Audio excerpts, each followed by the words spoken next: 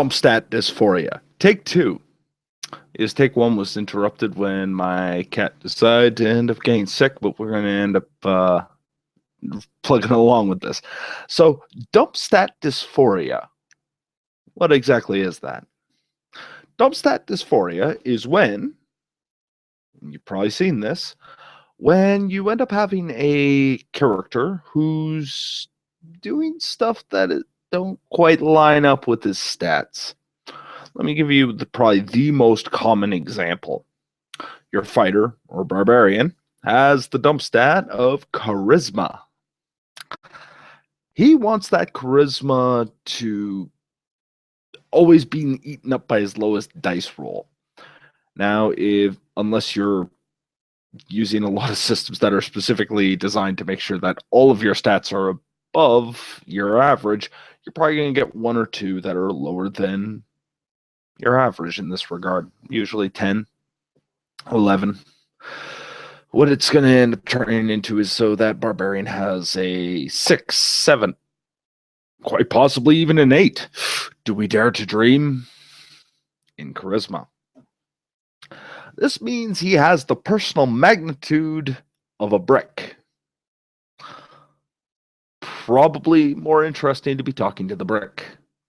So, okay, now we know what the character is. So how is he played? He's played like this because the fighter knows strength, dexterity, constitution are his primary stats. Those are the ones he has to be good in. I mean, hell, written right in the book. Those are the ones that he wants to focus in on. But that means one of those is going to be low. Now, I know that wisdom isn't going to be low. Why do I know that? Wisdom usually ends up entailing a savings throw. We're talking 3.5, but I think you can make your conversions if you're playing 4th or 5th. Now, is it going to be intelligence? No. That's where I get my skill points. So, charisma. Yeah, charisma. Charisma doesn't impact my savings throw, and it really doesn't impact my ability to gain skills. And anything I'm dropping in charisma, well, I could probably make up by popping in a few stats if I really wanted to. Not that I'm gonna, because I'm gonna talk my way through it. Again, keep in mind, you got a character who has the personal magnetism of a brick. But for one reason or another, they're going to end up playing it as though they are able to sweep princesses off their feet and be able to speak with a certain degree of authority and personal bravo that suddenly makes them the king of the mountain. Something's not adding up here. Here's another one. Have you ever run into the... what would be a good example? Paladin with 6 charisma, or not 6 charisma, 6 wisdom. How about the fighter who ends up scoffing intelligence? Barbarian, especially bad for intelligence scoffing, as far as I've seen. They dim, not that bright. But for some odd reason, these characters who have these really low stats inside these suddenly are the ingenious ones that can make these social Goldberg machine predictions, knowing that as soon as this happens, this is going to be the political fallout. So this is going to happen, and then this is going to happen, this is going to happen, and down the line, that's where it's going to all end up. So let's circumvent that and get right to the finale. How the fuck did you end up finding that out with a 8 intelligence? Here's the reason that often happens.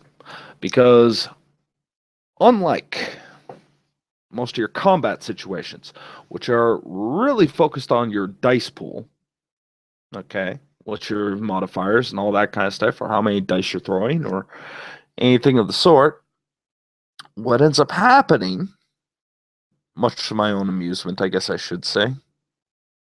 If only that were true. If only.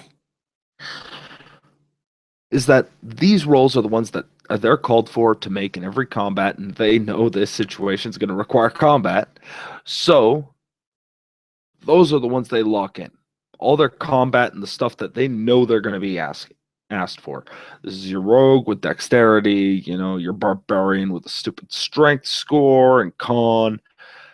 This is your fighter with a really large armor class. This is your cleric who spams heal spells and has a stupidly amazing channel. Well, let's think about that for a second. Once you start subscribing to this, you feel like, okay, well, my weaker stats are going to be shoved into the social, the wisdom, the intelligence. But those I get to role play. So what am I going to do? How I present the character is going to be how I present the character. And that intelligence 8 be damned, I am going to end up trying to play a character with an IQ of 140.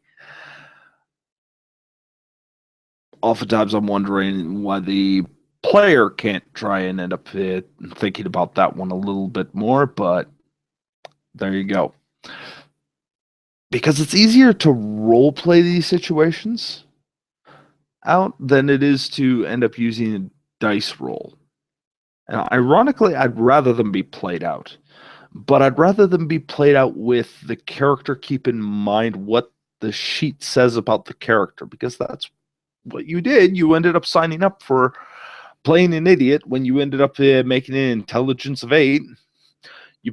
You were signed up for being somebody extremely gullible when you ended up taking that 7 in wisdom. You played one of the most disinteresting, boring, socially inept people on the planet when you took a charisma of 6. But you wanted to write somebody who was more heroic, more dashing, more out there and granular. Somebody who took the attention of an entire room and you will follow my lead, for I am the strongest, I am the biggest, you will listen to me. As though you carried some kind of authority. I wish this would stop. If you're going to play a character, this is one of the biggest things I ended up enjoying, is when I end up playing characters with clear weaknesses. Because then I knew what I was getting into from the start. I don't try and roleplay around those weaknesses. I try and use them for roleplay purposes. In fact, when I'm designing characters for Vampire the Masquerade, I am oftentimes building up my flaws before I even build my perks up. My merits. Because, quite frankly, the flaws are more interesting. The flaws tell me, and even my storyteller, what kind of game I'm hoping to take. What kind of game I'm hoping to do. Your flaws can make you interesting. Very interesting. I end up discussing this at length, and I will continue to discuss those till the day I die. But when you figure you can role play out one type of character in such a way without taking into account your stats, as far as I've seen, you're not really trying to play the character you built on your sheet. You're trying to play the characters in your head, which I wouldn't mind if it wasn't for the fact that the people who do this most often expect anywhere from an 18 to a 20 in every single stat. Except their dump stat, which of course needs to be 10, maybe 12. 12 sounds like a good dump stat number, don't you? Don't you think so? This is just one of those things I end up seeing fairly frequently. Derek, you speak like as if you ended up running into this once too many times. Where the hell are you running into these? Tell you exactly where.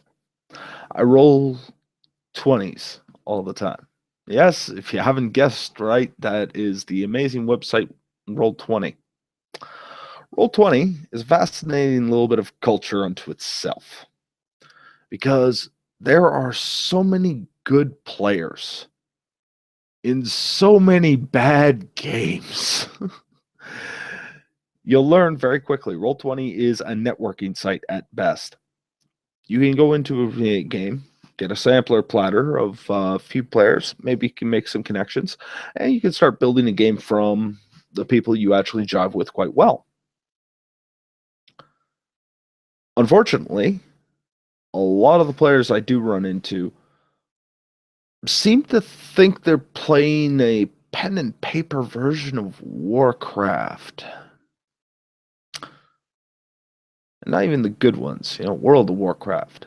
The online crack that has taken the world by storm also long ago and now sits as a disheveled husk trying to end up making its last bits of death throw money printing.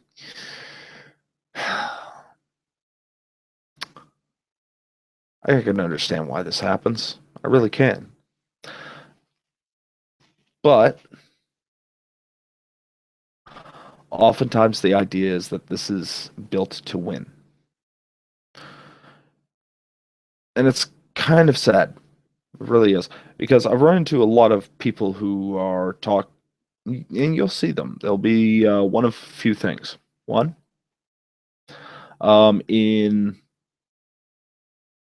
yeah, usually the first flag is that they want to end up starting at like level 5. If you think your character concept needs to start at level 5 in order to work, you might be jumping the gun a little bit. If you find those lower bits boring, I'd be willing to bet that the only reason it's boring is because you need a particular stat tweak rather than coming up with a concept that's actually interesting. You would be amazed on how much creativity helps with limited options. In fact, I would argue that having too many options might be the thing that makes things boring in the first place. Being restricted means you got to focus around different rules. The other one, this has been my personal favorite warning. Do not trust. I'm finding this. Do not trust somebody whoever ends up telling you that they've played vampire from a ghoul to an elder. Unless that's been a 10-year campaign that they can recollect everything about and you are enthralled with the tales that they tell, you might want to end up considering moving on. Let me tell you why. We ended up having a character who, and when I say character, I don't necessarily mean the thing on the character sheet, who ended up coming into my New Orleans game. I was not running it, I was just a participant. The GM was fairly new. In fact, this would be the first game he ever ST'd. Really glad that he ended up doing so. It was a hell of a learning experience. But when this person came in, they were reminding us on how this character had played in a game where by the end of it, they were able to diablerize an antediluvian.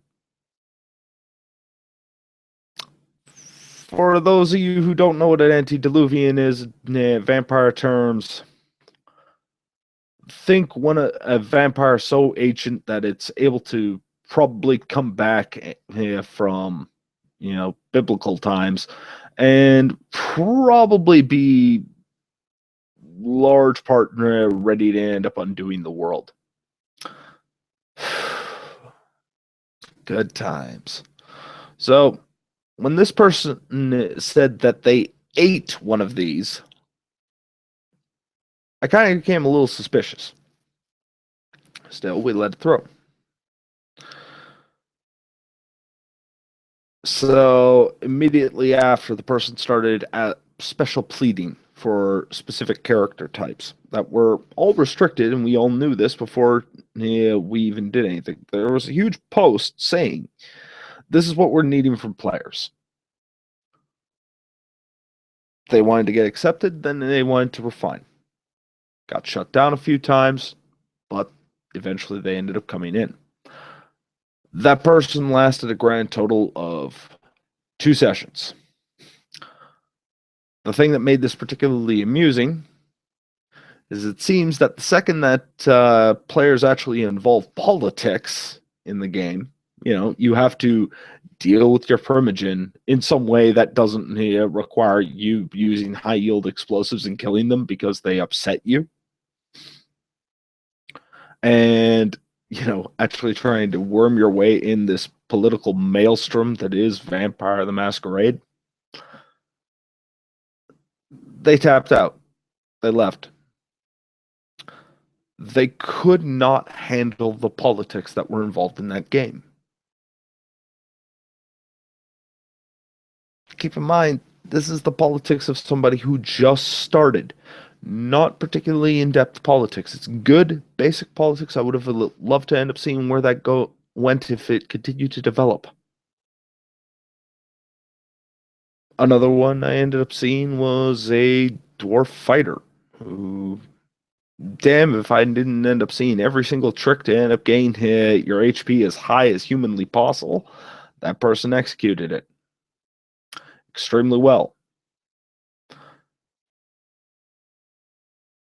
The only reason I ended up getting myself a little cross with them in that regard was when I ended up hearing that he was playing a dwarf the whole time. I'm not going to say that I was expecting a stereotypical accent or anything like that, but at no point did he end up playing anything like a dwarf. What he ended up playing was a human who got the bonuses of dwarf because Constitution is important.